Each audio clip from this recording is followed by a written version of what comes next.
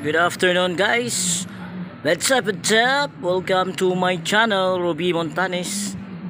Ito po ang continuation sa aking ginawa kong parang tsaa na lubi-lubi. Ito po ay sa Tagalog, Changka Pedra or Stone Breaker.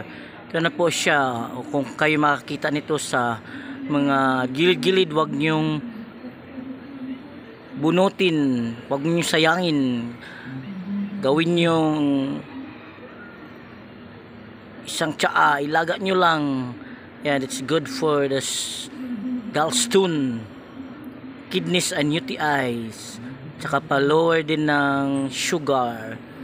Yan mga guys, ito na ang magandang solusyon. Araw-arawin nyo lang pag-inom, masarap yan.